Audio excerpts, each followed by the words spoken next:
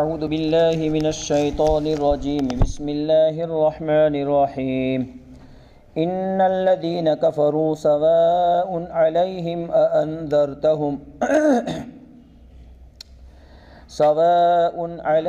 أأنذرتهم أم لم تنذرهم لا يؤمنون ختم الله على قلوبهم وعلى سمعهم وعلى بصارهم غشاوة ولهم عذاب عظيم۔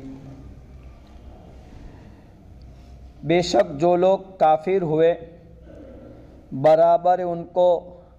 آپ ڈرائیں یا نہ ڈرائیں وہ ایمان لانے والے نہیں ہیں۔ اللہ نے ان کے دلوں پر اور ان کے کانوں پر مہر لگا دی ہے اور ان کے آنکھوں پر پردہ ڈال دیا ہے اور ان کے لیے بہت سخت عذاب تیار کیا گیا ہے۔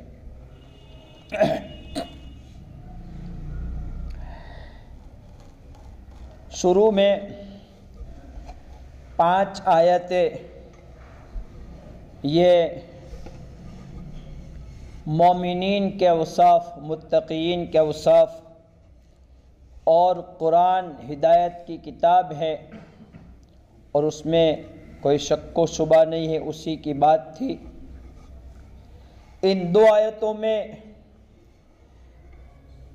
کافروں کا بیان ہے اور وہ کافر کہ جو ایمان لانے والے کبھی بھی ایمان لینے والے نہیں ہیں، اور اس کے بعد کی 13 آیتیں جس میں منافقین انہیں ظاہر میں اسلام اور مسلمانوں کا ساتھ دینے کا اظہار کرتے ہیں لیکن دل میں کفر رکھتے ہیں، اس کے بارے میں 13 آیتیں لائے ہیں۔ گویا اس سے بھی اس بات کی یعنی اللہ تبارک و تعالیٰ نے جو قرآن کریم کی شروع کی آیتوں میں انداز بیان اور بیان کی ترتیب جو ہے، پہلے ایمان کا ذکر، پھر کفر کی 2 قسموں کا، پہلی قسم ایمان نہ لانے والوں کی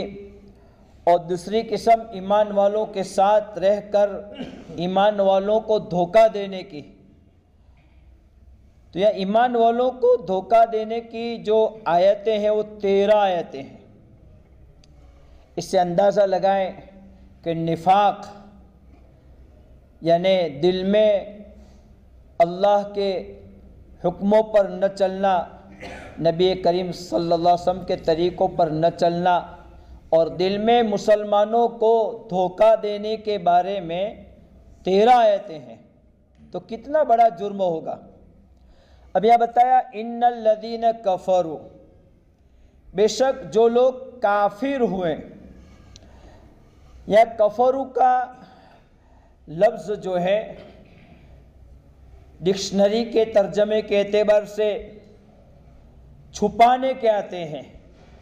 کسی چیز کو چھپانا، اس کو کہتے ہیں کافر، کفر۔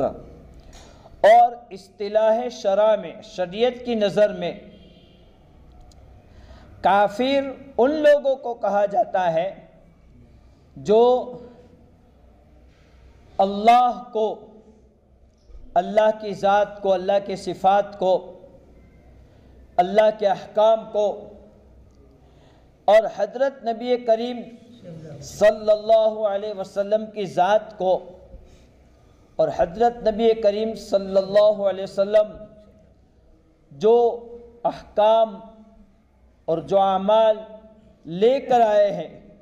ان میں سے کسی ایک ادنا سی چیز کا انکار بھی کفر ہے، چھوٹی سی چیز کا بھی۔ اللہ کے نبی جو کچھ لے کر آئے ہیں ان تمام پر ہم سب کا ایمان لانا بے حد ضروری ہے۔ اب آگے بتایا اللہ کے نبی کو کہ ان کافروں کو آپ ڈرائیں یا نہ ڈرائیں وہ ایمان لانے والے نہیں ہیں۔ اب یہاں اللہ نے ان کافروں کے بارے میں، بہت سارے کافر دنیا میں وہ ہیں کہ جن کو قرآن کی ہدایت ملے، احکام بتائے جاویں، اللہ کی الوہیت کو ظاہر کیا جاوے، حقانیت اور سچائی ان کے سامنے پیش کی جاتی ہے، تو بہت سارے کافر ایمان میں داخل ہو جاتے ہیں۔ اس آیت کی نزول کے بعد بھی بہت سارے کافروں نے ایمان قبول کیا ہے۔ اب یہاں اللہ تبارک و تعالی اللہ کے نبی کو جو کہہ رہے ہیں کہ آپ ڈرائیں یا نہ ڈرائیں، وہ ایمان میں داخل ہونے والے نہیں ہیں، وہ ان کافروں کے بارے میں ہے جن کے بارے میں نیچے بتایا کہ ان کے دلوں پر اور ان کی آنکھوں پر پردہ بن گیا ہے۔ یعنی بعض کافر سب کچھ جاننے کے باوجود بہت سے ضدی اور ہٹ دھرمی ہوتے ہیں جو اپنی بات پر اٹل رہتے ہیں۔ تو گویا ضد اور ہٹ دھرمی یہ بری چیز ہے، اچھی چیز نہیں ہے۔ یہ ضد اور ہٹ دھرمی پر اللہ نے اللہ کے نبی کو بتایا کہ آپ ان کو ڈرائیں یا نہ ڈرائیں، یہ ایمان لانے والے نہیں ہیں۔ اب ایک بات یہاں یہ بیٹھتی ہے کہ جب اس بات کا علم ہو گیا کہ ان کو ڈرانا، ایک تو یا انذرتہم، تو ایک تو اس کا مطلب سمجھ لے کہ انذر یعنی ڈرانا، تو ڈرانا اس کو کہتے ہیں انذرتہم کا ترجمہ کہ آدمی مشفقانہ انداز میں ہمدردی کے ساتھ کسی کو کسی چیز سے ڈراویں، اس کو کہتے ہیں نذیر، انذرتہم۔ جیسے باپ اپنے بیٹوں کو سانپ سے، بچھو سے اور نقصان دینے والی چیز سے، اور جیسے بڑا ہوتا ہے تو اس کے لائف میں سدھار کے لیے نقصان والی چیزوں سے ڈراتا ہے، تو یہ ڈرانا انذار ہوا، اور اسی لیے نبیوں کو نذیر کا۔ اس کے برخلاف کوئی کسی کو ایسی چیز سے ڈراویں جو چیز اس کو واقعتاً نقصان پہنچانے والی ہیں، تو جیسے ڈاکو لوگ، چور لوگ، دشمن لوگ، ظالم لوگ جو ڈراتے ہیں، تو یہ ڈرانا اس کو انذار نہیں کہیں گے، اور ایسے ڈرانے والے کو نذیر نہیں کہیں گے، بلکہ یہ ڈرانا عناد میں ہے، دشمنی میں ہے، لہذا وہ نذیر نہیں۔ اس لیے اللہ تبارک و تعالیٰ نے نبیوں کو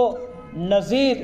کہ ہم نے نبی کو بشیر اور نذیر بنا کر بھیجا ہے، ما جانا الا بشیر و نذیر، ہم نہیں آئے مگر ڈرانے والے اور خوشخبری دینے والے۔ تو یہاں انذرتم کا لفظ ایسا ڈرانا جو مشفقانہ انداز میں ہو۔ اب ایک بات کہ جب یہ ایمان لانے والے نہیں ہیں، ان کے کفر سے یہ بات پتہ چل گئی کہ ایمان لانے والے نہیں ہیں، تو پھر ان کو اللہ کا احکام سنانا اور ڈرانا یہ فائدہ مند نہیں ہے۔ پھر نبیوں کو کافروں پر یعنی ڈرانے اور ان کو سمجھانے کی ترغیب اور ان کو سمجھانے کے لیے بھیجے جانا، اس کا کیا مطلب؟ تو کہ واقعتاً اللہ کے علم میں یہ بات ہے کہ وہ ایمان لانے والے نہیں ہیں۔ ان کے کفر اتنا کرتے گئے اور کفر پر اتنے اڑے رہے کہ ان کے کفر کی وجہ سے ان کے دلوں میں میل آ گیا اور ان کے دل بند ہو گئے۔ اب یہ بند دل ایمان تو لانے والے نہیں ہیں، لیکن انبیاء اکرام علیہم السلام کو اپنا جو فرض منصبی ہیں، ان کو جو اللہ نے ایک رتبہ دیا ہے، ایک منصب دیا ہے نبوت کا، رسالت کا، تو ان کا فرض منصبی اور رسالت کا حق یہ ہے کہ وہ اپنا کام کریں۔ جیسے حضرت موسیٰ علیہ السلام، فرعون جس نے خدائی دعویٰ کیا، اور اللہ کو بالکل معلوم ہے کہ فرعون ایمان لانے والا نہیں ہے، پھر بھی اللہ نے سب سے پہلی رسالت پر جب حضرت موسیٰ علیہ السلام کوہ طور پر گئے، اللہ سے ہم کلامی ہوئی، باتیں ہوئی، پھر اللہ نے جو سب سے پہلا یعنی رسالت کا حکم دیا اور سب سے پہلے نبوت کا جو حق ادا کرنے کا حکم دیا، وہ دیا کہ تم فرعون کے پاس جاؤ اور فرعون کو ڈراؤ۔ یہ لوگ گئے تو یہ اپنا فرض منصبی ان کو ادا کرنا ضروری ہے، ان کو ادا کرنا ضروری ہے۔ بہت سی مرتبہ بہت سی جگہ پر آدمی کو بہت سے پیغام لے کر پہنچایا جاتا ہے، آفیسوں سے، کارخانوں سے وغیرہ سے۔ بہت سے تاجر ہوتے ہیں، تاجر، ان تاجروں کو یہ پتہ ہوتا ہے کہ یہ دکان والا مال لے گا نہیں، پھر بھی وہ دکان والے کے پاس جاتے ہیں، مال بتاتے ہیں۔ بہت سو کو پتہ چلتا ہے یہ ہمارا پیغام ٹھکرائے گا، ہمارا پیغام قبول نہیں کرے گا۔ بہت سے شادی کے کارڈ، ہم کو پتہ ہے کہ ہمارے شادی کے کارڈ پر شادی میں آنے والا ہے، لیکن پھر بھی ہماری ذمہ داری کیا ہے؟ ہم ان تک اپنا پیغام پہنچاوے، ہم ان تک اپنا کارڈ پہنچاوے۔ اب آنا نہ آنا ان کی بات ہے۔ ایسے ہی رسولوں کا یہ فرض منصبی ہے کہ وہ وہاں تک پیغام پہنچاوے، پھر قبول نہ کرنا ان کی بات ہے۔ آگے فرمایا کہ ایسے لوگ جو ایمان لانے والے نہیں ہیں، اللہ نے ان کے دلوں پر مہر لگا دی، اور ان کے کانوں پر مہر لگا دی، اور ان کے آنکھوں پر پردہ ڈال دیا۔ یعنی دلوں پر مہر لگانا اس لیے کہ دل جو ہے وہ چاروں طرف سے گھومنے والی بات دل پر جمتی ہے، اسی طرح سے آنکھوں پر چاروں طرف سے آنے والی بات، کانوں پر چاروں طرف سے آنے والی بات کانوں میں پڑتی ہے، تو لہذا کانوں اور دل کو مہر لگانے کی ضرورت ہے کہ کہیں سے کوئی بات دل پر نہ پڑے، کہیں سے کوئی بات کان میں نہ آوے۔ اور آنکھوں کے لیے پردہ کہا کہ آنکھ جو چاروں طرف کی باتوں کو نہیں لیتا، آنکھ صرف سامنے کی بات کو لیتا ہے،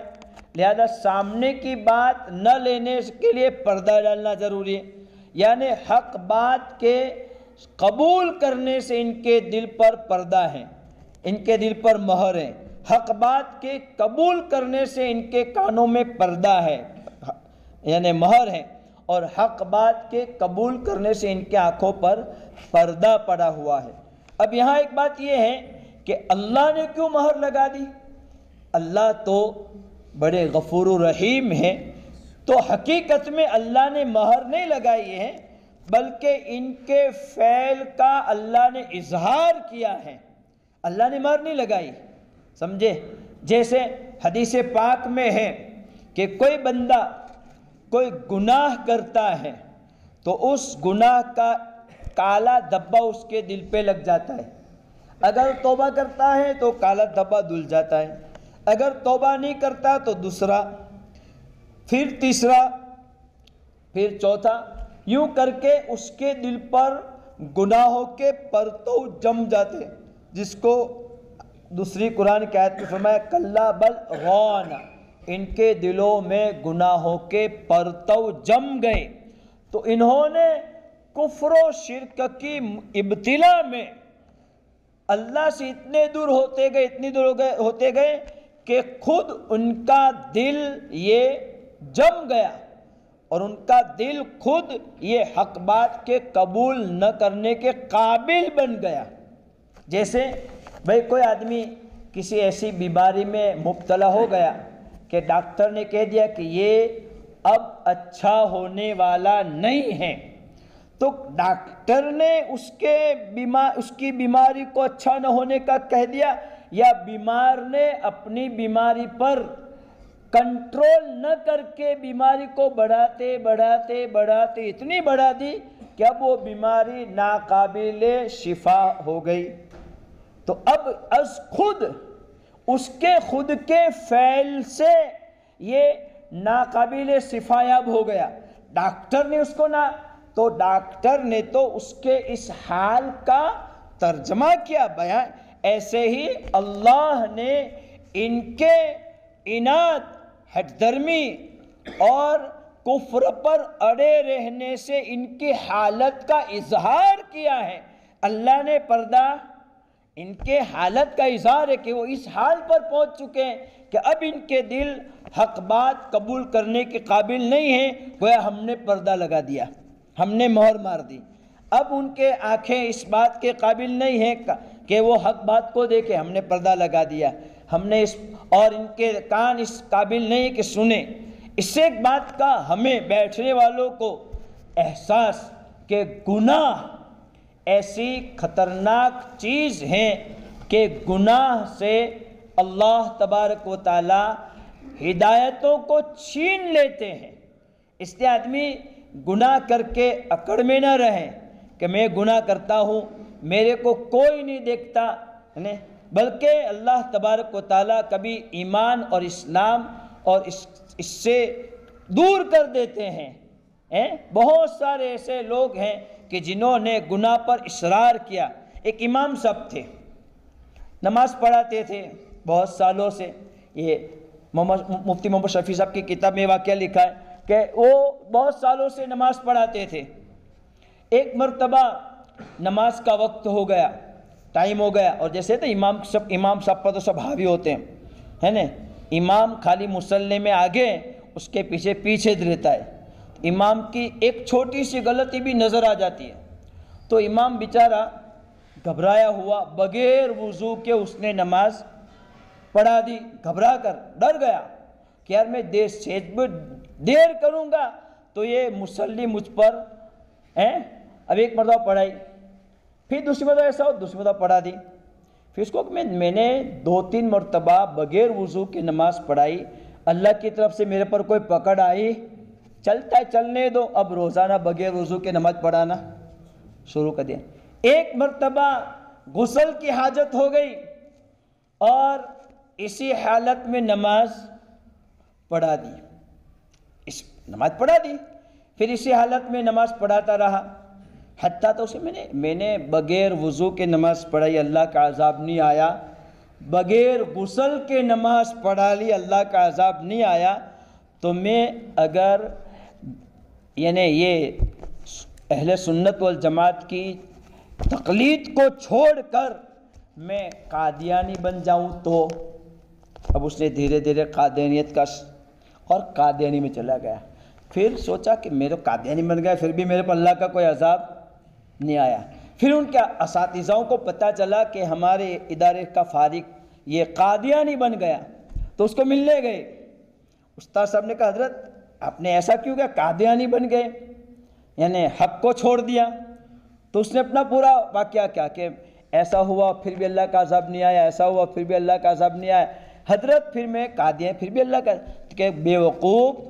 یہ کم اللہ کا عذاب ہے کہ اللہ نے تجھے اس بے وضو بے غسل نماز پڑھانے کی نحوست میں اسلام سے خارج کر دیا، یہی تو بڑا اللہ کا عذاب ہے۔ انسان یعنی یہ سوچتا نہیں ہے کہ اللہ کا عذاب کس کو کہتے ہیں، گناہ کرتا ہے، گناہ کی نحوست سے یہ ہدایت سے دور ہوتا چلا جاتا ہے، نیک اعمال سے دور، اور یہ کہتا ہے میں نے یہ گناہ کیا تو کچھ نہیں ہوا، وہ گناہ کیا تو کچھ نہیں ہوا، کرو گناہ کیا ہوگا، کچھ نہیں ہوتا ہے۔ یہی سب سے بڑی اللہ کی طرف سے پھٹکار اور اللہ کی طرف سے عذاب الہی ہے۔ لہذا آج کی اس آیت میں ہمیں بہت سمجھنے کی ضرورت ہے کہ ہم کسی گناہ پر اڑے نہ رہیں، گناہ آدمی سے ہو جائے تو فوراً توبہ کر لیوے، اس لیے کہ گناہ ہدایت سے دور، جیسے یہ کافر کفر پر اڑے رہیں تو اللہ نے ان کو اتنا ہدایت سے دور کر دیا کہ اب ان کے کفر سے ایمان کی امیدیں ختم ہو چکی، ایسے ہی پھر ان کے لیے آخرت میں بہت عظیم، بہت بڑا عذاب تیار کر رکھا ہے۔ اللہ تعالی ہمیں یعنی گناہوں سے بچنے کی، اور جو گناہ ہو چکے ہیں، جیسے آج کی تفسیر سے پتہ چلا کہ اگر گناہوں پر اڑے رہیں، گناہوں کی توبہ نہیں ہوئی تو ہدایت سے دوری ہو جائے گی، لہذا ہدایت سے اللہ دوری نہ کرے، اس بنا پر جو گناہ ہو چکے ہیں اس کی توبہ طلع کریں، اور آئندہ اپنے آپ کو گناہوں سے بچانے کی پوری فکر کریں۔ آگے 13 آیت منافقین کے بارے میں انشاءاللہ اس کا آئندہ بدھ کو پڑھا جائے گا۔ سبحان اللہ۔